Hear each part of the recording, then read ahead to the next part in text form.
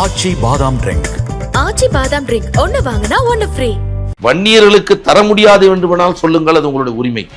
ஆனால் எங்களுக்கு துரோகம் செய்தார்கள், எங்களை நம்பிக்கை மோசடி செய்தார்கள், எங்களை ஏமாற்றாதீர்கள்.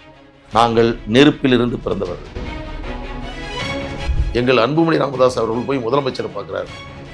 தேவைப்பட்டால் சிறப்பு சட்டமன்றத்தை கூட்டி உங்களுக்கு இடஒதுக்கீடை தருகிறேன் என்று சொன்னவர் தமிழக முதலமைச்சர். அந்த மாற்றத்துக்கு காரணம் என்ன நினைக்கிறீங்க? அது அவருக்கு தான் சொல்லணும், நீங்க தான் கண்டுபிடிக்கணும். அவர்கள் சொன்ன வாக்குறுதிப்படி இந்த 10.5 விழுக்காடு இடஒதுக்கீட்டை அவர்கள் தரட்டும். நாங்கள் அவர்களுக்கு பெரிய பாராட்டு விழாவை, ஒருவேளை திமுக தந்துட்டா பாமக திமுக ஆதரவுன்னு சொல்லிடுவீங்களா? இது நடக்காது சாமி, நடக்காது கண்ணு அப்படின்லாம் பேசுறாங்க. இது அன்புமணி ராமதாஸ் அவருக்கான ஒரு எச்சரிக்கை அப்படின்னு நல்லா தான் பண்ணுவாங்க.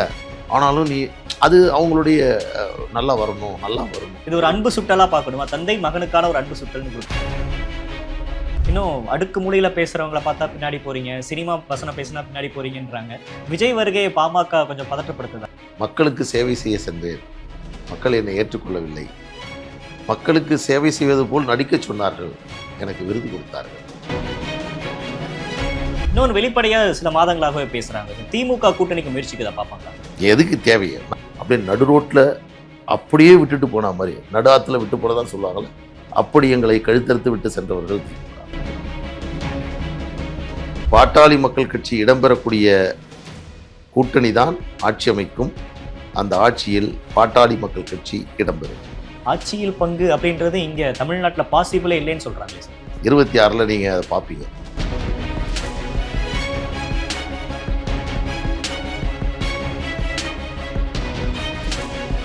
தி டிபேட் நேயர்களுக்கு வணக்கம். இன்றைய சிறப்பு நேர்காணலில் நம்மோடு இணைந்திருக்கிறார் பாமகவின் செய்தி தொடர்பாளர் வழக்கறிஞர் பாலு அவர்கள். சார் வணக்கம். வணக்கம். 12 ஆண்டுகளுக்கு பிறகு நடைபெற்ற ஒரு மாநாடு எப்படி இருந்துச்சு? ரொம்ப மகிழ்ச்சி, பெருமை, சந்தோஷம் எல்லாம் கலந்து உற்சாகத்தினுடைய அந்த எல்லைக்கே நாங்கள் எல்லாம் சென்று விட்டோம். அந்த அளவிற்கு ஒரு அற்புதமான மாநாடு. சமுதாய மக்கள் நிறைந்து எங்கள் சமுதாயத்தினுடைய முன்னேற்றங்கள் குறித்து விவாதித்த ஒரு மாநாடு. கடந்த காலங்களில் எங்கள் சமுதாயத்தில் உழைத்தவர்கள், பாடுபட்டவர்களை நினைவு கூறக்கூடிய ஒரு மாநாடு. இந்த இயக்கம் தோற்றுவிக்கப்பட்ட பொழுது நடந்த அந்த இடஒதுக்கீடு போராட்டத்தில் உயிர்நீத்த தியாகிகளுக்கு புகழஞ்சலி செலுத்திய மாநாடு. முன்னாள் வன்னியர் சங்கத்தினுடைய தலைவராக இருந்த குரு அவர்களுடைய புகழ்பாடிய மாநாடு. எங்கள் கட்சியினுடைய ஒரு மகிழ்ச்சியாக இந்த மாநாடு என்பது ஒட்டுமொத்தமாக பாட்டாளி சொந்தங்கள் அனைவருமே தங்கள் குடும்ப விழாவை போன்று சமூக விழாவாக இந்த விழாவை நடத்தியது எங்களுக்கு பெருமிதம். எதிர்பார்த்த அளவுக்கு கூட்டம் வந்துச்சா? எதிர்பார்த்ததை விட கூடுதலாக கூட்டம் வந்தது. நாங்கள் இந்த மாநாடு 12 ஆண்டுகளுக்கு பிறகு நடத்துகிறோம். எனவே அந்த அளவிற்கு இதில் கூட்டம் வருமா இல்லையா, எப்படி செய்வது? ஆனால் எங்களுக்கு மிக குறைவான காலகட்டங்களே எங்களுக்கு இருந்தது. இதற்கான நேரம் ஒதுக்கப்பட்டு தேதி குறிப்பிடப்பட்டதற்கு பிறகு மாநாட்டு பணிகளை நாங்கள் தொடர்ந்து நடத்தியதில் இந்த குறுகிய காலத்தில் மிக நேர்த்தியாக இதுவரையில் நடைபெற்ற அரசியல் கட்சிகள் மற்றும் சமுதாய அமைப்புகள் மாநாட்டிலேயே தமிழ்நாட்டில் மிக அதிகமானவர்கள் கலந்து கொண்ட மாநாடு. ஒரு 15 லட்சம் பேர் கலந்திருப்பார்கள். 1 லட்சம் அல்லது 1.5 லட்சம் பேர் மாநாட்டுக்குள்ளே வர முடியாமல் 15-20 கிலோமீட்டருக்கு தொலைவிலேயே வாகனங்கள் போக்குவரத்து நெரிசலில் மாட்டி உள்ளே வர முடியாத அளவிற்கு பலர் அங்கிருந்தே திரும்பி சென்றார்கள். மாநாடு முடிந்து 10 மணிக்கு பிறகு மாநாட்டு திடலுக்கு வந்து செல்ஃபி எடுத்துக்கொண்டு சென்றார்கள். மாநாட்டிற்கு 15 கிலோமீட்டர் நடந்து வந்திருக்கிறார்கள். தமிழ்நாட்டிலேயே இப்படி ஒரு தொண்டர்கள், இப்படி ஒரு சமுதாயத்தின் மீது பற்று கொண்டு ஒரு மாநாடு என்று எங்கள் மருத்துவர் ஐயா அவர்கள் அழைத்ததும், அன்புமணி ராமதாஸ் அவர்கள் அழைப்பு விடுத்ததும், அதனை ஏற்று இந்த மாநாட்டிற்கு படைதிரண்டு வந்தார்கள். எந்த மாநாடு தமிழ்நாட்டில் நடத்துவதாக இருந்தாலும் அவர்களுக்கு வாகனம் வைக்க வேண்டும், பேட்டா கொடுக்க வேண்டும், சாப்பாடு தர வேண்டும், குவார்ட்டர் தர வேண்டும். இத்தனையும் கொடுத்து அழைத்து வந்து மேடைக்கு எதிரிலே உட்கார வைத்து 1 மணி நேரம் 2 மணி நேரம் என்று கோட்டா கொடுத்து மாநாடு நடக்கக்கூடிய இந்த தமிழகத்தில் ஒரு ரூபாய் செலவு செய்யாமல் அவரவர்கள் சொந்த செலவில் தங்களுடைய கூலி வேலை செய்து தங்களுடைய மாத வருமானத்திலிருந்து சேர்த்து குக்கிராமங்களிலிருந்து அவர்கள் சாறை சாறையாக இந்த மாநாட்டிற்கு கலந்து கொள்வதற்காக வருகிறது. வாகன நெரிசல் ஏற்பட்டவுடன் அப்படியே அந்த வாகனத்தை அங்கேயே நிறுத்திவிட்டு கோயிலுக்கு செல்வார்களே பக்த கோடிகள் செல்வதை போன்று 10 கிலோமீட்டர் 15 கிலோமீட்டர் நடந்தே வந்தார்கள். இப்போ தானே சேர்ந்த கூட்டம் அப்படின்னு சொல்லலாமா? நீங்கள் எப்படி வேணாலும் நீங்கள் எடுத்துங்க. ஆனால் இப்படி ஒரு எழுச்சி, அதுதான் நான் சொல்கிறேன். நான் அப்படி பார்த்ததில்லை. இது உள்ளபடியே எங்களுக்கு ஒரு பெரிய நம்பிக்கையை கொடுத்து. ஏன்னா இதுவரையில் நாங்கள் மாநாடு நடத்திய காலகட்டங்களில் அரசியல் மிக உயர்ந்த நிலையில் இருந்தோம், அதிக அதிகாரங்களை பெற்றிருந்தோம். இப்போ எம்பி, எம்எல்ஏ, நாடாளுமன்ற உறுப்பினர்கள் மற்றும் மத்திய அமைச்சர்கள் என்ற நிலையில் அதிகாரங்களோடு இருந்தபோது இன்றைக்கு அரசியல் ரீதியாக 12 ஆண்டுகளில் ஒரு உயர்ந்த நிலையை எட்ட முடியாத இந்த சூழலில் இன்றும் இந்த மக்கள் எங்கள் மருத்துவரையாருடைய அழைப்பை ஏற்று வருகிறார் என்று சொன்னால் நிச்சயமாக இது ஒரு பிரமிக்கத்தக்க ஒரு மாநாடு. இதை அனைத்து சமுதாயத்தை சார்ந்தவர்களும் அரசியல் இயக்கத்தை சார்ந்தவர்களும் உங்களை போன்ற பத்திரிகை நண்பர்களும் இதை உணர்ந்திருக்கிறார்கள், அதை தெரியப்படுத்தவும் இருந்திருக்கிறார்கள், வெளிப்படுத்தியும் இருக்கிறார்கள். சிலருக்கு வேண்டுமானால் அது அவர்களுக்கு இப்போ கூட்டம் அப்படின்னு சொன்னீங்க, எதிர்பார்த்ததை விட அதிகமான ஒரு கூட்டம் 12 வருஷத்துக்கு அப்புறம் நடக்கக்கூடிய அந்த ஒரு மாநாடுனால அப்படின்னு. இப்போ ரீசெண்டாக விக்ரவாண்டியில் விஜயோட மாநாடு நடந்துச்சு, அந்த கூட்டத்தை விட இந்த கூட்டம் ரொம்ப வெளிச்சியான கூட்டம் அப்படின்னு குறிப்பிட்றீங்களா? நிச்சயமாக அவர் ஒரு சினிமா நடிகர். அவர் ஒரு எப்பயுமே சினிமா நடிகர்னா ஒரு ஃபேஸ்புக்கில் எத்தனை ஃபாலோயர் இருப்பாங்க, ட்விட்டரில் எத்தனை ஃபாலோயர் இருப்பாங்க, கூட்டம் சொல்கிறேன், கூட்டம் வச்சு அதுலேருந்து தான் வர்றேன். ஆனால் இந்த சமூகத்துக்கு உழைக்கக்கூடியவர்களுக்கு எத்தனை பேர் வருவாங்க எல்லாம் பார்க்கணும். ஒரு கவிதை என்று சொல்லுவாங்க, மக்களுக்கு சேவை செய்ய சென்றேன், மக்கள் என்னை ஏற்றுக்கொள்ளவில்லை, மக்களுக்கு சேவை செய்வது போல் நடிக்க சொன்னார்கள், எனக்கு விருது கொடுத்தார்கள். இதுதான் இந்த காலம். எனவே நான் அவருக்காக சொல்வதா நீங்கள் கேட்டுறாதீங்க, அடுத்த கேள்வி அதான் வச்சிடாதீங்க, வேண்டாம். இது அவர் பாதையில் பயணித்துக் கொண்டிருக்கிறார், நாங்கள் எங்கள் பாதையில் பயணித்துக் கொண்டோம். நடிகர் என்பதனால் நான் அதை சொல்லுவோம். அதையும் தாண்டி 2 மாநாட்டையும் ஒப்பிட்டு பார்க்க வேண்டியது உங்கள் முடிவுக்கு நாங்கள் விட்டுக்கிறோம். இது நடந்த மாநாட்டில் ஒரு எல்லாரும் பார்த்தாங்க, கிட்டத்தட்ட இத்தனை லட்சம் மக்கள் பார்த்தாங்க அப்படின்னு நீங்க அந்த ஒரு கணக்கை சொன்னனால நான் விக்கிரவாண்டி மாநாடு தாராளமாக நான் என்ன சொல்றேன், அந்த மாநாட்டினுடைய எத்தனை ஏக்கர் இது, எத்தனை இருக்கைகள் போட்டார்கள், எத்தனை வாகனங்கள் வந்தது, எத்தனை மணி நேரம் அந்த மாநாடு நடைபெற்று எல்லாத்தையும் எடுத்து பாருங்க. அதனால இது ஏதோ அவருக்கும் எங்களுக்குமான போட்டிக்கான ஒரு மாநாடு தயவுசெய்து எடுத்துக்காதீங்க. நான் மீண்டும் சொல்கிறேன், தமிழ்நாட்டில் எந்த ஆளும் கட்சியாக இருந்தாலும் ஆண்ட கட்சியாக இருந்தாலும் தமிழ்நாட்டில் இருந்த வேற எந்த இயக்கமாக இருந்தாலும் எந்த சமுதாய அமைப்பாக இருந்தாலும் இவ்வளவு பெரிய மாநாட்டை நடத்தியிருக்க முடியாது. அதுவும் இன்னொன்று, பாட்டாளி மக்கள் கட்சி என்றால் நீங்கள் வரிந்து கொட்டு பேசுகிற ஒரு விஷயம், மாநாடுன்னு நடத்தினாலே வன்முறை, ஒரே தகராறு, இதுதான் இவருடைய வாடிக்கையாக இருக்கிறது என்று நீங்கள் சொல்லுவீங்க. ஒரு சிறு அசம்பாவிதம் இல்லை, ஒரு சிறு நிகழ்வு இல்லை. இராணுவ கட்டுப்பாடோடு மிகப்பெரிய அளவில் தொண்டர்கள் திரண்டு வந்த இந்த மாநாட்டில் திடலில் கூட்டம் எந்த ஒரு அசம்பாவிதம் இல்லை சார், ரொம்ப கட்டுக்கோப்பாக இருந்துச்சு, அதை நாங்களே விசுவல்ஸில் பார்த்தோம். பட் ஒரு சில இடங்களில் ஒரு சில அத்துமீறல்கள் நடந்தது அப்படின்ற விசுவல்ஸும் சமூக வலைதளங்களை பார்க்க முடியுது. அதாவது போக்குவரத்து நெரிசல், இன்னும் சொல்லப்போனால் இந்த மாநாட்டில் காவல்துறை மிக கடுமையாக பணியாற்றினார்கள். அவர்களுடைய ஒத்துழைப்பு என்பது மிகப்பெரிய ஒத்துழைப்பு. நன்றி சொல்வீங்க. எங்கள் காவல்துறைக்கு நன்றி சொன்னோம், தமிழக அரசுக்கு நன்றி சொன்னோம். நாங்கள் இந்த விஷயத்தில் காவல்துறை இதுவரையில் நாங்கள் அப்படி ஒரு பாதுகாப்பை காவல்துறை பார்த்து நாங்கள் பார்த்ததில்லை. இப்போ திருவண்ணாமலையில் மாநாடு நடத்தினோம், மொத்தமே 100 போலீஸ் கூட இருக்காது.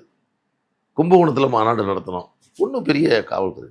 ஆனால் இதுக்கு ஏன் அந்த அளவுக்கு காவல்துறை பாதுகாப்பு கொடுத்தார் என்றால், எங்கள் மீது உள்ள பற்றுதல் என்பதை விட கடந்த 2013 நடந்த சம்பவத்தை அடிப்படையாக வைத்து இது வன்முறை நிகழலாம் என்ற அடிப்படையில் அவர்கள் அந்த முடிவை, சட்டம் ஒழுங்கை பாதுகாக்க வேண்டும், அமைதி தர வேண்டும், அது அவருடைய பிரதானமான கடமையாக இருந்தது. ஆனால் நான் மீண்டும் அந்த 2013 எல்லோருக்கும் நினைவுபடுத்த ஆசைப்படுறேன். ஏன்னா 12 வருஷம் பலர் அப்போ நீங்கள் கல்லூரியில் படிச்சிருந்திருப்பீங்க. +2 சார். கரெக்ட். 2013 நடந்த நிகழ்வு என்னென்னா, மாநாடு சிறப்பாக நடைபெற்றது, மரக்காணத்தில் மட்டும் ஒரே ஒரு கலவரம். வந்தவங்க சாப்பிட்றவங்க அந்த ஊர் கிராமத்து மக்களுக்கும் இருதரப்புக்கும், நான் யாரையும் அவங்க கொடுத்தோம். ஆனால் அந்த வழக்கில் கூட பாமகவினர் தண்டிக்கப்படவில்லை, பாமகவினர் 2 கொலை செய்தவர்கள் தான் தண்டிக்கப்பட்டார்கள். அந்த வழக்கு அப்படி இருக்குது. 2013 அந்த மாநாட்டிற்காக எந்த வன்முறையும் தமிழ்நாட்டில் நிகழவில்லை. அந்த மாநாட்டில் 2 அப்பாவி வன்னியர்கள் அடித்து கொலை செய்யப்பட்டதை கண்டித்து எங்கள் கட்சியினுடைய நிறுவனர் மருத்துவர் ஐயா அவர்கள் விழுப்புரத்தில் ஒரு ஆர்ப்பாட்டத்தை நடத்த வந்தார். அந்த ஆர்ப்பாட்டம் துவங்குவதற்கு முன்பாகவே கைது செய்யப்படுகிறார். அந்த கைதை கண்டித்து, அதுவும் ஏன் அந்த கைதை எங்கள் கட்சி தொண்டர்கள் கண்டித்தார் என்று சொன்னால், எந்த போராட்டமாக இருந்தாலும் ஒரு ப்ரிவென்டிவ் அரெஸ்ட் சாயந்தரம் 6 மணிக்கு விட்டுருவாங்க. ஆனால் எங்கள் நிறுவனர் அவர் அன்றைக்கு ஒரு 80 வயதை தாண்டிக்கூடியது அவரை கைது செய்து திண்டிவனத்தில் விழுப்புரத்தில் அவரை ஒரு ஒரு திருமண மண்டபத்தில் அடைத்து வைத்து நள்ளிரவு வரை அடைத்து வைத்து, இங்கே கடலூர் மற்றும் பக்கத்தில் இருக்கக்கூடிய சிறைகளை எல்லாம் விட்டுவிட்டு திருச்சியிலே கொண்டே அடைத்து பல்வேறு வழக்குகள், அதற்கு முன்பு நிலுவையில் இருந்த வழக்கு, கூடங்குளம் வழக்கு, அதற்கு பிறகு மகாபலிபுரம் பற்றி எத்தனையோ வழக்குகள், அதையெல்லாம் ஒவ்வொரு வழக்காக போட்டு ஒரு வன்மம் தீர்ப்பதை போன்று அவர்கள் செய்ததனால் அதன் காரணமாக ஒரு தன்னெழுச்சியாக தமிழ்நாடு முழுவதும் போராட்டம் நடைபெற்றது. அந்த போராட்டம் மாநாட்டால் நடைபெற்றதை போன்று இன்றைக்கு எல்லோர் மனதிலும் அது இருந்து கொண்டிருக்கிறது. எனக்கு கூட இந்த அனுமதியை காவல்துறை கொடுத்தது 42 நிபந்தனைகள், கடுமையான நிபந்தனைகள். இப்படி ஒரு நிபந்தனை இதற்கு முன்பு எந்த மாநாட்டிற்கும் அரசுக்கு காவல்துறை கொடுத்திருக்க முடியாது. வாகனம் எடுத்துகிட்டு வரணும், அவன் டிரைவர் வேணும், அவனுடைய நம்பர் வேணும், எத்தனை பேர் வராங்க வேணும், அவனுடைய ஆதார் கார்டு வேணும், அவன் இன்சூரன்ஸ் வேணும். இந்த மாதிரி ஒரு ஜாதகத்தை மொத்தமாக கேட்டு வாங்கி மாநாட்டுக்கு வர வாகனங்களுக்கு அனுமதி சீட்டு பர்மிஷன் கொடுத்தது சரித்திரமே இருக்காது. அது நடந்தது. பயங்கர ஸ்ட்ரிக்டாக இருந்தாலும் நாங்கள் அதை கோஆப்ரேட் பண்ணோம்.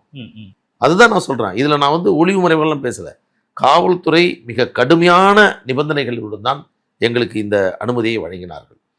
அந்த நிபந்தனைகளை பின்பற்ற வேண்டும் என்று அன்புமணி ராமதாஸ் அவர்கள் தொடர்ச்சியாக எங்களுக்குள் நடந்த கூட்டங்களில் காவல்துறை சொல்லுகிறது, அதை பின்பற்ற வேண்டும், இந்த மாநாட்டில் எந்த விதமான அசம்பாவிதம் இல்லாமல் அமைதியாக நடத்த வேண்டும், தொடர்ச்சியாக இந்த மாநாடு நடைபெற வேண்டும் என்று இந்த மாநாட்டை நடத்தினோம். அந்த மாநாடு அனுமதி கிடைக்கப்பட்ட பிறகும் அரசியல் காரணங்களுக்காக சிலர் வழக்கை தொடுத்தார்கள். அந்த வழக்கு வாதத்திற்கு வருகின்ற பொழுது எனக்கே சற்று வருத்தமாக இருந்தது. தமிழ்நாட்டில் எத்தனையோ அரசியல் கட்சிகள் எல்லோரும் செய்கிறார்கள், ஆனால் ஒரு இயக்கத்தை மட்டும், ஒரு சமுதாயத்தை மட்டும் குறிவைத்து ஒரு ஒரு அரசியல் காரணத்தோடு காழ்ப்புணர்ச்சியோடு ஒரு சித்தரிப்பது, வன்முறையாளர்கள் போன்று சித்தரிப்பது. திரும்ப உயர்நீதிமன்றம் என்ன செய்தது என்றால், அதற்கு ஒரு கண்டிஷனல் அஃபிடவிட் நீங்கள் ஃபைல் பண்ணணும், ஒரு பிரமாண பத்திரத்தை தாக்கல் செய்ய வேண்டும் என்று சொன்னார். அதையும் செஞ்சோம். இப்படியெல்லாம் செய்துதான் இந்த மாநாடு நடத்தப்பட்டது. இப்போ இந்த ஒரு மாநாடு நடத்தப்படுறதுக்கு இது ஒரு அரசியல் சூழ்ச்சி பின்னாடி இருக்கு, ஒரு மாநாடு நடத்துறதுக்கு ஒரு பெரிய பின்னாடி ஒரு டார்ச்சர் இருக்கு அப்படின்ற மாதிரி சொல்றீங்க இல்லையா? சிவன் இதே மாதிரியான ஒரு பாயிண்ட் ஆஃப் வியூ விசிகாவும் முன் வைக்கிறாங்க. எங்களை ஒரு மாநாடு நடத்த வைக்க முடியல, ஒரு கூட்டத்தை கூட்ட முடியல அப்படின்ற அந்த ஒரு பார்வையை அவங்க முன் வைக்கிறாங்க. சார், நான் திருப்பி சொல்றேன் சார், எந்த ஒரு இயக்கமாக இருந்தாலும் சார், ஜனநாயக ரீதியா தங்கள் கருத்தை, தங்கள் விருப்பத்தை வெளிப்படுத்தக்கூடிய எந்த இயக்கத்திற்கும் ஒரு ஆளும் கட்சியோ அல்லது அதிகாரத்தில் இருப்பவர்களோ ஒழுங்குபடுத்துவது சரி, தடை விதிப்பது ஏற்றுக்கொள்ளவே முடியாது. நிபந்தனை விதிப்பது சரி, ஆனால் அந்த போன்ற ஒரு கூட்டமே நடந்துவிடக்கூடாது என்று நினைப்பது ஆட்சியாளர்களுக்கு நல்லதல்ல, ஜனநாயகத்திற்கு அழகல்ல. இந்த குடியாட்சி நாட்டில் யார் வேண்டுமானாலும் கருத்து சொல்லலாம், யார் வேண்டுமானாலும் கூட்டம் நடத்தலாம்.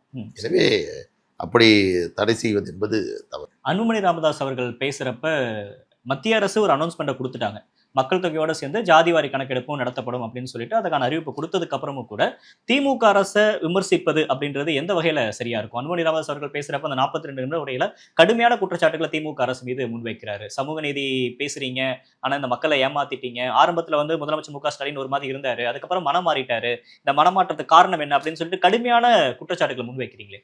எங்களுக்கு துரோகம் செய்த அந்த செய்தியை கூட எங்க மக்கள்கிட்ட நாங்கள் சொல்லக்கூடாதா? எங்களுக்கு இழைக்கப்பட்ட துரோகம், எங்களுக்கு இழைக்கப்பட்ட நம்பிக்கை மோசடி, எங்களை நம்ப வைத்து கழுத்தறுத்தது, இதை எங்கள் மக்கள்கிட்ட சொல்லி அழுவுறது கூட எங்களுக்கு உரிமை இல்லையா? அவங்க அதை செய்யலையா? அவர் அதை விரும்பி இருக்காருல்ல சார், முதலமைச்சர் மு.க. ஸ்டாலின் ஜாதிவாரி கணக்கெடுப்பு வேணும் அப்படின்னு இந்த விபரத்தில், இந்த விஷயத்தில் முழுக்க முழுக்க பல்வேறு நிகழ்வுகளில் சாட்சியாக நின்றவன் நான். எவ்வளவு பெரிய துரோகத்தை, எவ்வளவு பெரிய நம்பிக்கை மோசடியை இந்த ஆட்சியாளர்கள் இவர்கள் நமக்கு தருவார்கள் என்று எங்கள் கட்சியினுடைய தலைவர்களிடம் நான் பலமுறை முறையிட்டிருக்கிறேன். அப்படிப்பட்ட நம்பிக்கையை இவர்கள் ஏற்படுத்தினார்கள். இரண்டாக பிரித்து பாருங்கள். அன்புமணி ராமதாஸ் மிக தெளிவாக, மிக கவனமாக அவர் பேசினார். அரசியல் காரணங்களுக்காக ஒட்டுமொத்தமாக ஸ்டாலின் ஒன்றுமே செய்யல, சொல்லிட்டு போயிடலாமே. அப்படி சொல்லலையே. அப்போ அவர் ஒரு முறை எப்படி நடந்து கொண்டார், பிறகு அவர் எப்படி மாறினார் என்பதை நாங்கள் அந்த தெளிவுபடுத்தணும். மாற்றத்துக்கு காரணம் என்ன நினைக்கிறீங்க? அது அவருக்கு தான் சொல்லணும், நீங்க தான் கண்டுபிடிக்கணும். ஏன்னா அதை தெளிவுபடுத்துறவங்களுக்கு 2022 மார்ச் மாதம் 31ஆம் தேதி அந்த வழக்கு, 2022 ஏப்ரல் மாதம் 7ஆம் தேதி நாங்கள் முதலமைச்சரை சந்திக்க அனுமதி கேட்குறோம். 8ஆம் தேதி எங்களுக்கு அனுமதி கொடுக்குறாங்க. எங்களுக்கு அனுமதி கொடுப்பதற்கு முன்பாகவே காங்கிரசினுடைய செல்வ பெருந்தகையை விட்டு வன்னியர்களுக்கு கொடுக்கக்கூடிய 10.5% என்னாச்சு அப்படின்னு கேட்குறாங்க, கேள்வி எழுப்புகிறார் அவர். அதற்கு முதலமைச்சர் விரிவான பதிலை அளிக்கிறார். உச்சநீதிமன்றம் உரிய தரவுகளை திரட்டி வன்னியர்களுக்கு இடஒதுக்கீடு கொடுப்பதில் தவறில்லை என்று சொல்லியிருக்கிறது. இந்த அரசு வன்னியர்களுக்கு உள்ஒதுக்கீடை வழங்கும்.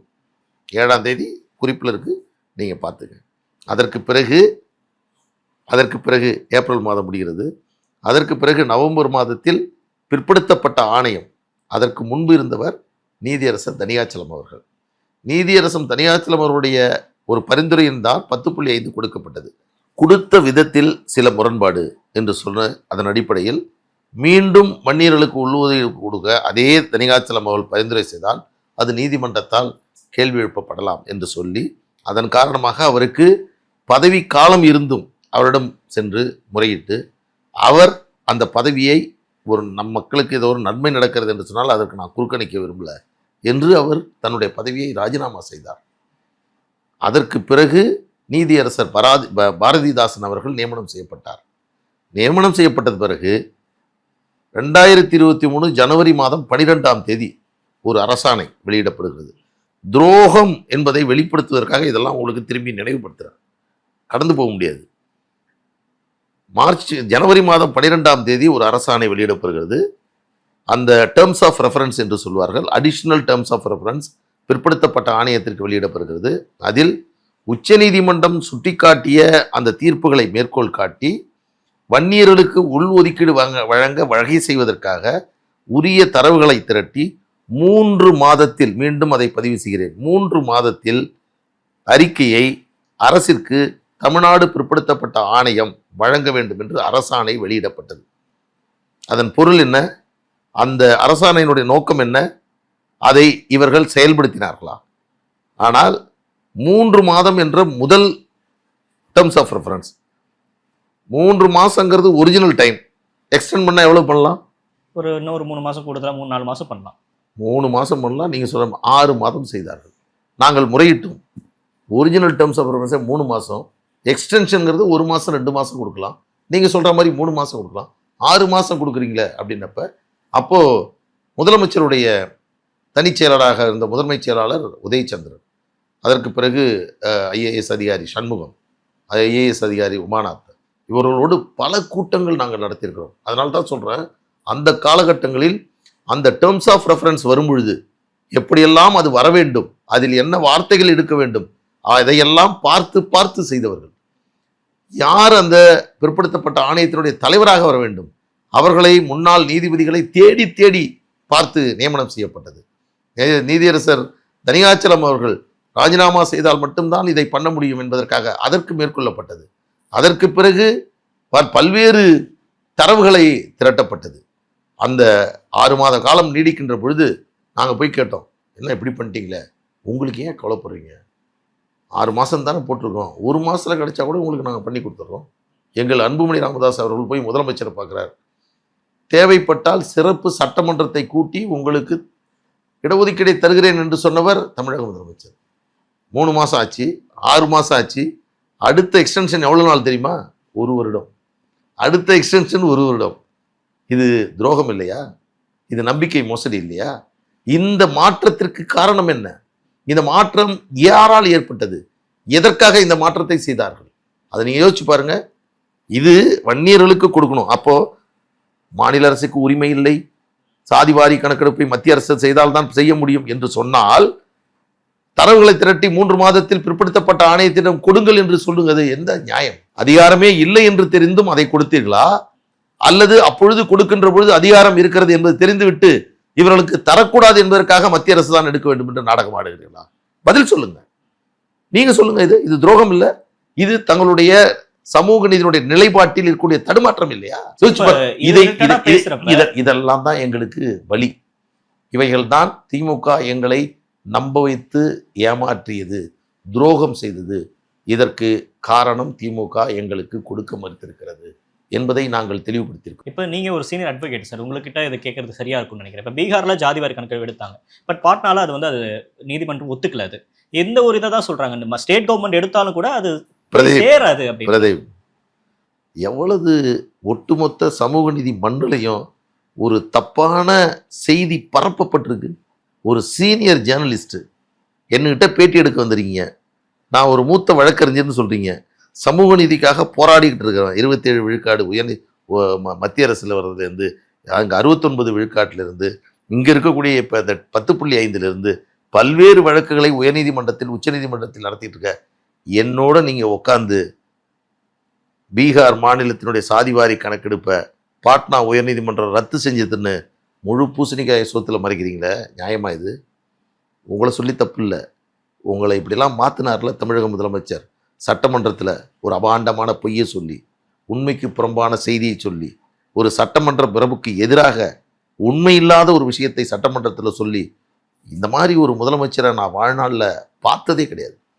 நான் சொல்கிறேன், உங்களுக்கு தர முடியாது, சொல்லுங்க, அது உங்களுக்கு உரிமை இருக்குது. நீங்கள் உங்களை மக்கள் ஆட்சிக்கு கொண்டு வந்திருக்காங்க, கொடுக்கணும்னு ஒரு நேரத்தில் முடிவு பண்ணீங்க, கொடுக்க முடியாதுன்னு சொல்லிட்டு போங்க. ஆனால் பீகார் மாநிலத்தில் எடுக்கப்பட்ட சாதிவாரி கணக்கெடுப்பு செல்லும். மாநில அரசு சாதிவாரி கணக்கெடுப்பு தரவுகளை திரட்டுவதற்கு அதிகாரம் இருக்கிறது. 2008 இந்தியன் ஸ்டாட்டிஸ்டிக்ஸ் ஆக்டின் படி ஒரு மாநில அரசு சாதிவாரி கணக்கெடுப்பை எடுக்கலாம் என்று அந்த நீதிமன்றம் அந்த சாதிவாரி கணக்கெடுப்பு தரவுகள் எடுத்ததை எதிர்த்து தொடரப்பட்ட வழக்கை தள்ளுபடி செய்தது. அதை எதிர்த்து உச்சநீதிமன்றம் சென்றார்கள். அதையும் அங்கேயும் அதற்கு இடைக்கால தடை விதிக்க மறுத்தது உச்சநீதிமன்றம். ஆனால் அதற்கு பிறகு இடஒதுக்கீடு கொடுத்தார்கள். அந்த இடஒதுக்கீடு கொடுத்த முறை அந்த மக்களுடைய அந்த பேக்வேர்ட்னஸ், அவருடைய பிற்பட்ட நிலை, அதற்கான தரவுகள் இல்லாமல் அந்த மக்களுடைய விகிதாச்சார அடிப்படையில் இடஒதுக்கீடு கொடுத்து விட்டீர்கள். நல்லா புரிஞ்சுங்க. 2 வழக்கு. முதல் வழக்கு எடுத்தது சரியா தவறா, சரி. 2வது வழக்கு அதை வைத்து கொடுத்த இடஒதுக்கீடு. அந்த இடஒதுக்கீடு எப்படி கொடுத்தாங்கன்னா, ஒரு 16% மக்கள் இருக்கிறாங்க, அதனால இவங்களுக்கு 14%, 10% நாங்கள் இடஒதுக்கீடு தரோம் சொன்னா, அது மண்டல் கமிஷனுடைய தீர்ப்பின்படியும் Ashokkumar versus union of India வழக்கின்படியும் எந்த அடிப்படையிலும் நீங்கள் விகிதாச்சார அடிப்படையில் இடஒதுக்கீடை கேட்க முடியாது. அதில் எந்த அளவிற்கு பின்தங்கி இருக்கிறார்கள் என்ற தரவுகளின் அடிப்படையில் தான் அவர்களுக்கு அந்த இடஒதுக்கீடை வழங்க முடியும். அதற்கான தரவுகள் கொடுக்கணும். இப்ப 15% இருக்கிறார்கள், கல்வியில் இவர்கள் வறுமையில் ஏழ்மையில் இருக்கிறார்கள், வேலை வாய்ப்பில் இருக்கிறார்கள், பொருளாதார நிலையில் இருக்கிறார்கள், சமூக நிலையில் இருக்கிறார்கள், வீடுகள் இல்லாமல் இருக்கிறார்கள், குடிசையில் இருக்கிறார்கள், படிப்பறிவு இல்லாமல் இருக்கிறார்கள். இதன் காரணமாக இத்தனை சதவீதம் என்று சொன்னால் அது ஏற்கப்பட்டிருக்கும். அந்த தவறை இங்கே கொண்டு வந்து காரணம் காட்டி ஒரு சட்டமன்றத்தில் என்ன கேட்டீங்களே இந்த கேள்வி, முதலமைச்சருக்கு பாட்னா உயர் நீதிமன்றம் அந்த வழக்கை ரத்து செய்தது என்ற ஆலோசனையை சொன்னது யார்? யார் சொன்னா? எவ்வளவு தவறான தகவல். அதே போன்று ஒரு மாநிலத்திற்கு சாதிவாரி கணக்கெடுப்பு நடத்த அதிகாரம் இல்லை என்று இன்றைக்கு தமிழக முதலமைச்சர் ஸ்டாலின் அவர்கள் சொல்லுகிறார். இதே அவருடைய தந்தை கலைஞர் அவர்கள் இன்றைக்கு உயிரோடு இருந்தார், இந்த நிலைப்பாட்டை திமுக எடுத்திருக்குமா என்ற கேள்வியை உங்கள் மூலமாக திமுகவினருக்கு எழுப்புகிறேன். எடுத்திருக்குமா? அந்த முடிவு அவர் எடுப்பாரா? அவர்தான் சட்டநாதனை நியமனம் செய்தவர், பிற்படுத்தப்பட்ட ஆணையத்தை அமைத்தவர், அம்பாசங்கர் கொடுத்த அறிக்கையின் அடிப்படையில் இங்க இருக்கக்கூடிய நமது அருந்ததியினருக்கு இடஒதுக்கீடு கொடுத்தவர், முஸ்லிம்களுக்கு இடஒதுக்கீடு கொடுத்தவர். தமிழ்நாட்டில் 69 விழுக்காடு இடஒதுக்கீடு தமிழக பிற்படுத்தப்பட்ட ஆணையத்தின் பரிந்துரையால் வழங்கப்பட்ட இடஒதுக்கீடு. அப்படி இருக்கின்ற பொழுது மத்திய அரசுக்கு தான் அதிகாரம் இருக்கிறது சொன்னால், மாநில பிற்படுத்தப்பட்ட ஆணையம் கொடுத்த பரிந்துரை அடிப்படையில் தமிழ்நாட்டில் கொடுத்த 69 விழுக்காடு இடஒதுக்கீடு செல்லாது என்று சொன்னால் என்ன பதில் சொல்வீங்க? சரியாது. அடிப்படை புரிதல் இல்லாமல் இந்த கேள்வியை பாட்டாளி மக்கள் கட்சி மட்டும்தான் கேட்கிறது. சமூக நீதி இயக்கங்கள் என்று சொல்லக்கூடியவர்கள், நாங்களும் இடஒதுக்கீட்டை ஆதரிக்கிறோம் என்று சொல்லக்கூடியவர்கள், சமூக நீதி எங்களுடைய பிறப்புரிமை என்று சொல்லக்கூடிய ஒரே ஒரு தலைவன், ஒரே ஒரு அரசியல் கட்சி திராவிட முன்னேற்ற கழகத்தினுடைய இந்த நிலைப்பாட்டை கேள்வி எழுப்பியிருக்கிறார்களா? எனக்காக வேண்டாம், 10 புள்ளிக்காக வேண்டாம், வன்னியர்களுக்கு இடஒதுக்கீடு கொடுப்பதற்காக வேண்டாம், சமூக நீதி கொள்கையில் தடுமாற்றம், எல்லாத்தையும் விடுங்க. பெரியாருடைய இயக்கத்தை வைத்திருக்கக்கூடிய ஐயா வீரமணி கேள்வி எழுப்பினாரா? இதையெல்லாம் பேசினா மனசு வலிக்குது. இதுதான் எங்களுடைய குமுறல், இதுதான் எங்களுடைய வேதனை. இதனுடைய வெளிப்பாடுதான் அன்புமணி ராமதாஸ் அவர்கள் இந்த மாநாட்டில் எங்களுக்கு திராவிட முன்னேற்ற கழகம் துரோகம் செய்தது. அந்த துரோகத்தை தமிழ்நாட்டில் இருக்கக்கூடிய அத்தனை அரசியல் கட்சிகளும் வேடிக்கை பார்த்தது. ஒரு பக்கம் இப்ப சமீபத்துல தான் மரியாதைக்குரிய அதிமுக பொதுச் செயலாளர் திரு எடப்பாடி பழனிசாமி அவர்கள் மாநில அரசுக்கு அதிகாரம் இல்லை என்று சொல்வது தவறு என்று இப்பொழுதுதான் சொன்னார். சாதிவாரி கணக்கெடுப்பு நடத்த குலசேகரன் ஆணையத்தை அவர் நியமனம் செய்தார். அந்த ஆட்சி மாற்றத்திற்கு பிறகு திராவிட முன்னேற்ற கழகம் வந்தது. 6 மாதம் காலாவதியானது. அதை நீட்டிக்காமல் தவறு செய்தது திராவிட முன்னேற்ற கழகம். மாநில அரசுக்கு அதிகாரம் இல்லாமல் குலசேகரன் ஆணையத்தை எப்படி நியமனம் செய்ய முடியும் சொல்லுங்க? இதெல்லாம் பித்தலாட்டம் இல்ல? இதெல்லாம் ஒரு காலத்தில் இதெல்லாம் வெளிப்படாது, தெரியாது. நான் சொல்லுகிறேன், மீண்டும் சொல்றேன், வன்னியர்களுக்கு தர முடியாது என்று வேணால் சொல்லுங்கள், அது உங்களுடைய உரிமை. ஆனால் எங்களுக்கு துரோகம் செய்தார்கள், எங்களை நம்பிக்கை மோசடி செய்தார்கள், எங்களை ஏமாற்றாதீர்கள். நாங்கள் நெருப்பில் இருந்து பிறந்தவர்கள். இன்னும் சொல்லுகிறேன், எங்களை பொறுத்தவரையில் அப்பாவிகள். நாங்கள் யதார்த்தமானவர்கள். நாங்கள் ஒருவர்கள் மீது நம்பிக்கை வைத்து விட்டால் அந்த நம்பிக்கையை பின்பற்றக்கூடியவர்கள், விசுவாசமானவர்கள். நாங்கள் எடுத்தவுடன் உணர்ச்சி வசப்படக்கூடியவர்கள். ஆனால் ஒரு துரோகத்தை எங்களால் ஒருபோதும் ஏற்றுக்கொள்ள முடியாது. இப்போ ஒரு பக்கம் அன்புமணி ராமதாஸ் அவர்கள் பேசுறப்ப துரோகம் அப்படின்னு பேசுறாரு. ஆனா ராமதாஸ் அவர்கள் பேசுறப்ப தம்பி ஸ்டாலினுக்கு நான் கோட்டைக்கு போனா பலமுறை கோரிக்கை வச்சோம் அப்படின்ற மாதிரி பேசுறாருல்ல. ஒரு பக்கம் இவரு வேகமா பேசுறாரு, இன்னொரு பக்கம் இவர் அதை ஒரு சாஃப்டான டோன்ல அணுகிறாரு இல்லையா? அதை எப்படி நம்ம பலமுறை எங்க ஐயா சொல்லிட்டாரு.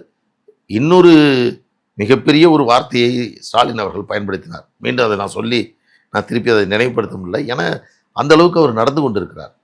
எங்கள் ஐயா ஒரு பிரச்சனையை பேசுகின்ற பொழுது அவருக்கு வேலை இல்லை என்று சொன்னவர். எவ்வளோ பெரிய அரசியல் தலைவர், எத்தனை வயது அவருக்கு. கலைஞர் அவர்கள் அவர் பார்த்து தைலாபுரத்திலிருந்து தைலம் வருது என்று சொன்னவர். அவருக்கு போத்திய மஞ்சள் துண்டை தன் வாழ்நாள் முழுவதும் சுமந்துகின்றவர். கலைஞர் அவர்கள் அடக்கம் செய்ய வேண்டும் என்ற பொழுது அதை இடம் பிரச்சனை வருகிறது, ஓடி ஓடி போய் அதை அவர்களுக்கு இடம் கிடைப்பதற்கான வழியை செய் என்று சொன்னவர். அப்படிப்பட்ட ஒரு உன்னதமான ஒரு சட்டமன்றம், நாடாளுமன்றம், அமைச்சர் என்ற எந்த பதவியும் இல்லாமல் நீங்க ஒரு நாராயண குருவை போன்று, இன்னும் சொல்லப்போனால் லட்சுமி நாராயணன் போன்று ஒரு மிகப்பெரிய ஒரு அரசியலில் ஒரு சன்னியாசியை போன்று வாழ்ந்து கொண்டிருக்க அப்படிப்பட்ட ஒரு தலைவனை நீங்கள் இப்படி சொல்றீங்களே, நியாயமா இது? இப்படி பேசலாமா? கலைஞர் இதை ஏற்றுக்கொள்வாரா? கலைஞருடைய ஆன்மா இதை ஏற்றுக்கொள்ளுமா? எங்களுக்கும் கலைஞருக்கும் 1000 கருத்து வேறுபாடுகள் இருக்கும். ஆனால் கலைஞர் மீது மருத்துவரையா அவர்கள் கொடுக்கக்கூடிய அந்த மரியாதையும், ஐயா அவர்கள் மீது கலைஞர் அவர்கள் கொடுக்கக்கூடிய மரியாதை என்றையும் பரஸ்பரம் இல்லை. நான் இப்பவும் சொல்றேன், இப்ப கூட நான் தெளிவுபடுத்த விரும்புறேன். எனக்கும் ஸ்டாலின் அவர்களுக்கும் எந்த கருத்து வேறுபாடு இல்லை. கலைஞர் அவர்கள் அடக்கம் செய்யப்பட்ட போது அதற்காக நீதிமன்றத்தில் சென்று நள்ளிரவில் அந்த வழக்கை திரும்ப பெற்றதற்காக அந்த கலைஞருக்காக எழுதிய அந்த நூலில் என்னுடைய பெயரை பதிவு செய்து நன்றி சொல்லி அந்த புத்தகத்தை எனக்கு நண்பர் மூத்த வழக்கறிஞர் வில்சன் மூலமாக எனக்கு அனுப்பி வைத்தவர் தான். எனக்கும் அவருக்கும் தனிப்பட்ட முறையில் எந்த கருத்து வேறுபாடும் இல்லை. ஆனால் என் சமூகத்திற்கு துரோகம் செய்யக்கூடியவரை எனக்கு நண்பனாக இருந்துவிட்டு இந்த சமூகத்திற்கு துரோகம் செய்தவரை எப்படி நான் ஏற்றுக்கொள்ளணும்? இன்னொன்று வெளிப்படையா சில மாதங்களாகவே பேசுறாங்க சார், திமுக கூட்டணிக்கு முயற்சிக்குதா பாமக? எதுக்கு தேவையே? நான் என்ன சொல்றேன், இந்த சூழ்நிலையில அரசியல் என்பது இந்த தருணத்தில் பேச தேவையில்லை, அவசியமும் இல்லை. கூட்டணி என்பது நல்லா தெரிஞ்சுங்க, இன்னும் 1.5 ஆண்டு இருக்குது. எதிர்காலத்தில் எது வேண்டுமானாலும் நடக்கும். அரசியலில் இது எல்லோரும் பேசப்படக்கூடிய செய்தி. ஆனால் நான் சொல்கிறேன், இப்போ நடந்திருக்கக்கூடிய இந்த நிகழ்வு அவர்கள் வேண்டுமானால் இது பாமகவிற்கு இது கொடுத்து விட்டால் அவர்கள் அதிகாரத்தை பெற்று விடுவார்கள், எனவே அதை கொடுக்கக்கூடாது என்பதற்காக அவர்கள் வேண்டுமானால் அப்படி செய்திருக்கலாம். எங்களை பொறுத்தவரையில் சொல்கிறேன், எங்களுக்கு அரசியல் என்பது 2வது. 10.5 விழுக்காடு இடஒதுக்கீடை எப்படி பெற்றோம்? 31 இடங்களில் போட்டியிட்ட பாட்டாளி மக்கள் கட்சி வெறும் 23 இடங்களை வாங்கி கொண்டு அந்த 10.5 நாங்கள் ஆதரவு கொடுத்தோம். அரசியல் எங்களுக்கு 2வது. இந்த மக்களுக்காக உழைக்கிறோம், மக்களுக்காக போராடுகிறோம், ஒடுக்கப்பட்ட மக்களுடைய மேம்பாட்டிற்காக போராடக்கூடிய நாங்கள் அவர்களுக்கு இந்த நன்மை வர வேண்டும் என்பதற்காக தியாகம் செய்து அந்த இடஒதுக்கீடை பெற்றவர்கள் நாங்கள். இன்றைக்கு அதை பறிகொடுத்து நிற்கிறோம். நீதிமன்றம் சொல்லியும் இன்னைக்கு நடைமுறைப்படுத்தப்படாமல் இருக்கிறோம். இந்த மாநாடு என்பது ஒவ்வொரு வன்னியனுடைய உணர்விலும் தட்டி எழுப்பியிருக்கிறது. நான் சொல்றேன், காவல்துறை, நீங்க ஆரம்பத்திலே என்ன கேட்டீங்க, காவல்துறைக்கு நன்றி நன்றி சொல்றீங்களா? சொல்கிறீங்களா? அரசாங்கத்தை பாராட்டுங்களா? எந்த கஷ்டமும் இல்லை.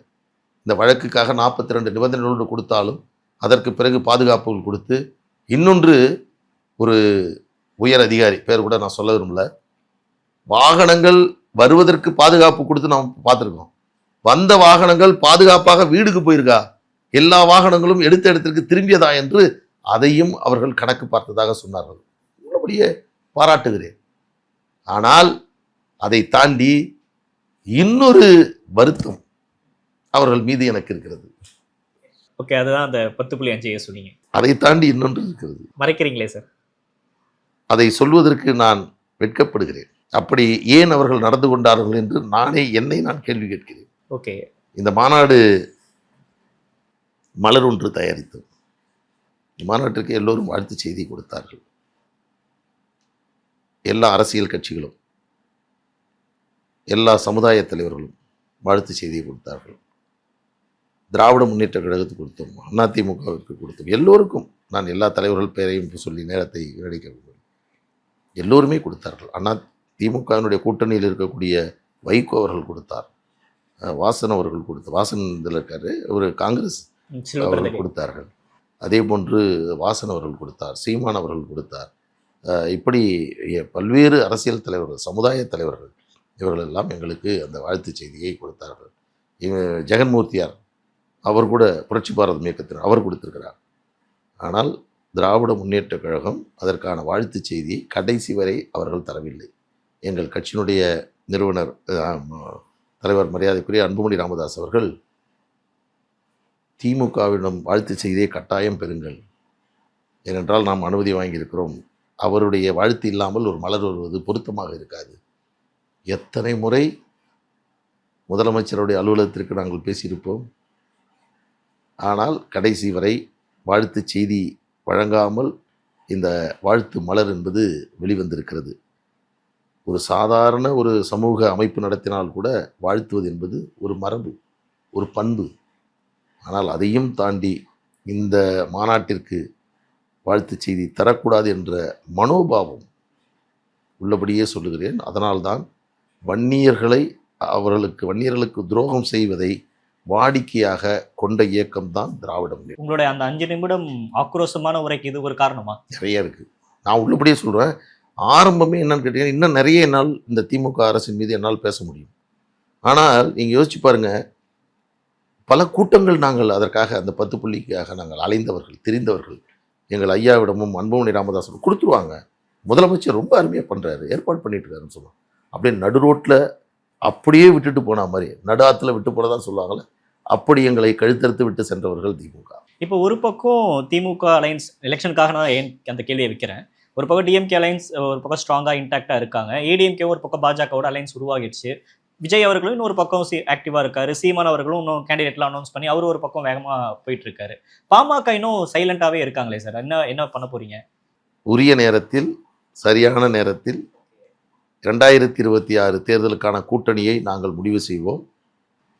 பாட்டாளி மக்கள் கட்சி இடம்பெறக்கூடிய கூட்டணி தான் ஆட்சி அமைக்கும். அந்த ஆட்சியில் பாட்டாளி மக்கள் கட்சி இடம்பெறும். ஆட்சியில் பங்கு அப்படின்றது இங்க தமிழ்நாட்டில் பாசிபிளே இல்லைன்னு சொல்றாங்களே சார். 26 நீங்கள் அதை பார்ப்பீங்க. ஓகே, ராமதாஸ் அவர்கள் பேசுகிறப்ப ஒரு 26 நிமிடம் முறையில் நிறைய விஷயங்கள் குறிப்பிட்டு பேசினாலும் கட்சியில் இன்னும் கொஞ்சம் ஆக்டிவ் ஆகுங்க. நம்ம எப்படி இருந்த இயக்கம் அது, இன்னைக்கு நம்ம 5 சீட்டுக்கு கஷ்டப்படுறோம், அதை தாண்டி நம்ம இன்னும் உழைக்கணும் அப்படின்னு சொல்லிட்டு கட்சி மீது எல்லாருக்கும் ஒரு அதிருப்திகளை. அது நிச்சயமா ஐயா சொன்னதில் மாற்று கருத்து இல்லை. ஏன்னா அவர் கடுமையாக உழைத்தவர். இந்த இயக்கத்தை உருவாக்குவதற்காக, வளர்த்தெடுப்பதற்காக, அதற்காக பல தியாகங்களை செய்தவர். தனியாக நின்று 4 இடங்களில் வெற்றி பெற்ற இயக்கம் பாட்டாளி மக்கள் கட்சி. இன்றைக்கு கூட்டணியில் நின்று 5 சீட் தான் போடுறோம். இது என்ன நியாயமா? இல்லை, என்ன காரணம் நினைக்கிறேன். அதாவது பாட்டாளி மக்கள் கட்சி 6 நாடாளுமன்ற உறுப்பினர்களை பெற்றது, 20 சட்டமன்ற உறுப்பினர்களை பெற்ற கட்சி. பெரிய பீக் நாங்கள் போயிருந்தோம். ஆனால் இன்றைக்கு தோய்வு. கடந்த தேர்தல் எடுத்துங்க, 5 தொகுதியில் ஜெயிச்சிருக்காங்க. இப்போ நான் உள்பட மயிலாடுதுறை மற்றும் நெய்வேலி, விருத்தாச்சலம், திருப்பூர் போன்ற பகுதியில் அந்த தொகுதியில் போட்டியிட்டவரெல்லாம் சொற்ப வாக்குகளில் இழந்தார்கள். அதை தான் அவர் குறிப்பிட்டு சொல்கிறார். எனவே கடுமையாக உழைங்கள், கடுமையாக போராடுங்கள், இந்த இயக்கம் வெற்றி பெற வேண்டும், உழைக்க வேண்டும் என்பதற்காக நீங்கள் பாடுபட வேண்டும். இந்த இயக்கத்தை முதன்மையான இடத்திற்கு கொண்டு வர வேண்டும். இதில் பணியாற்ற விருப்பமில்லாதவர்கள் மாற்றப்படுவார்கள், புதிய பொறுப்புகள் வழங்கப்படும் என்று அவர் சொல்லியிருக்கிறார். நீங்க இது மாதிரி வேலைகள்லாம் பண்ணாதீங்க, கட்சிக்காக உழைங்க, நீங்க ஏதாச்சும் பண்ணீங்க அப்படின்னா யாரா இருந்தாலும் நான் வங்கக்கடல்ல தூக்கி போட்டுருவேன், இது நடக்காது சாமி, நடக்காது கண்ணு அப்படின்லாம் பேசுறாங்கல்ல. எங்க ஐயாவுடைய இது ராமதாஸ் அவர்களை பேசுறது கட்சிக்காக பேசுறான்றது எல்லாருமே புரிஞ்சுக்குவாங்க. எல்லா கட்சி கூட்டங்களும் அப்படிதான் பேசுறாங்க. தலைவர்கள் தொண்டர்களும் உற்சாகப்படுத்துறதுக்கான பேசக்கூடிய வார்த்தைகள் தான். இது அன்புமணி ராமதாஸ் அவருக்கான ஒரு எச்சரிக்கை அப்படின்னு சொல்றாங்க. அப்படி இல்லை சார். என்னன்னா, தந்தை பெரியாரை போன்றவர் எங்கள் கட்சியினுடைய நிறுவனர் மருத்துவர் ஐயா அவர்கள். எங்கள் கட்சிக்கு அவர் தலைவர் மட்டுமல்ல, எங்களுடைய தந்தை ஸ்தானத்திலிருந்து எங்களை வழிநடத்தக்கூடியவர். எல்லோருமே பாருங்க, தந்தை ஸ்தானத்தில் யார் இருந்தாலும் தன் பிள்ளைகளை பார்த்து, இப்போ எங்கள் அப்பா என்னை பாராட்டினதே கிடையாது, நான் என் பிள்ளைய பாராட்டினதே கிடையாது. இந்த உலகத்தில் யாருமே அது பண்ண மாட்டாங்க. நல்லா தான் பண்ணுவாங்க, ஆனாலும் அது அவங்களுடைய நல்லா வரணும் என்று சொல்லுது. அதே போன்று இது ஒரு அன்பு சுட்டலா பார்க்கணுமா? தந்தை மகனுக்கான ஒரு அன்பு சுட்டல்னு. கண்டிப்பா சார். இதுதான் எங்க ஐயா பெரியாரை போன்று அப்படியே சாதாரணமாக இயல்பாக பேசக்கூடியவர். அவர் இந்த மேடை பேச்சு, அலங்கார பேச்சு, அந்த எதுகை மோனை, அதெல்லாம் அவர்கிட்ட நீங்கள் பார்க்க முடியாது. மனசில் பட்டதை அப்படியே பேசுவார். அந்த அடிப்படையில் அவர் கடந்த காலங்களில் கூட்டணி வச்சதுல ஒரு பெரிய சுணக்கம், ஒரு தவறு இருக்கதா பார்க்குறாரா ராமதாசன்? இல்லை, அப்படி இல்லை. வெற்றி பெற முடியவில்லை. நம்ம வெற்றி கூட்டணி கணக்கை இது இருந்தால் சரியாக இருந்திருக்கும், அது இருந்தால் சரி, நம்ம எது வேணாலும், ஆனால் வெற்றி என்பது நமக்கு கிடைக்கவில்லை. எனவே கூட்டணியே வந்தாலும் கூட நாம் வெற்றி பெற முடியாத சூழ்நிலாம் உருவாகிருக்கு. எனவே நீங்கள் கடுமையாக வேலை செய்ய வேண்டும். அது நாங்களே உணர்ந்திருக்கோம், கட்சி தொண்டர்களே உணர்ந்திருக்கிறோம். அதனால் நிச்சயமாக எங்கள் ஐயா சொல்கிற மாதிரியும் எங்கள் இயக்கத்தை வலுப்படுத்துவோம். பணிகள் நடந்துகிட்டு இருக்கு. இன்னும் கூடுதலாக நாங்கள் பணியாற்றுவோம். இன்னும் அடுக்கு மூலையில பேசுறவங்கள பார்த்தா பின்னாடி போறீங்க, சினிமா வசனம் பேசினா பின்னாடி போறீங்கன்றாங்க. விஜய் வருகை பாமக கொஞ்சம் பதற்றப்படுத்துது. ஆரம்பத்திலே அதை எடுத்துட்டீங்க, திரும்பியும் அதை டச் பண்ணாதீங்க. எங்க சம்பந்தம் இல்லாமல் அதுக்கும் இதுக்கும் இல்ல சார், அது பேசுறாரு, மேடையில பேசுறப்போ ஒரு தலைவர் அப்படியெல்லாம் ரிசர்ச் பண்ணாம வார்த்தைகளை பயன்படுத்த மாட்டாங்க. அது ஒரு வார்த்தைகளுக்கான பின்னணி என்னன்னு கேக்குறேன். திரும்பி சொல்றேன். விஜய் விக்கிரவாண்டியில் மாநாடு நடத்தினார். அந்த மாநாடு நடத்தி முடித்தவுடன் நாங்கள் சொன்னது, பாட்டாளி மக்கள் கட்சியினுடைய பல கொள்கைகளை அவர் தெரிவித்திருக்கிறார் என்று சொன்னார். எங்கள் கொள்கைக்கு விரோதமாக அவர் கொள்கை நிலைப்பாட்டை கொண்டிருந்தால் நாங்கள் விமர்சனம் செய்யலாம்.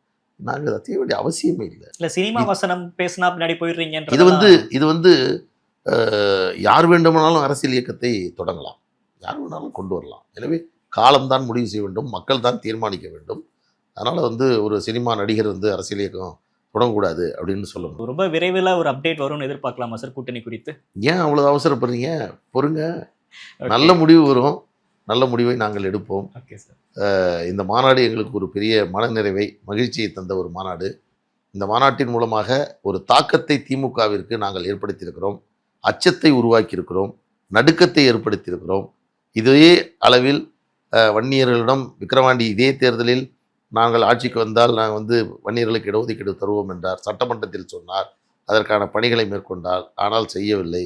இதே நிலையில் மக்களிடம் சென்றால் வன்னிய மக்கள் எப்படி நம்மை ஏற்றுக்கொள்வார்கள் என்ற சிந்தனையை இன்றைக்கு திராவிட முன்னேற்ற கழகத்தின் மீது ஏற்படுத்தியிருக்கிறோம்.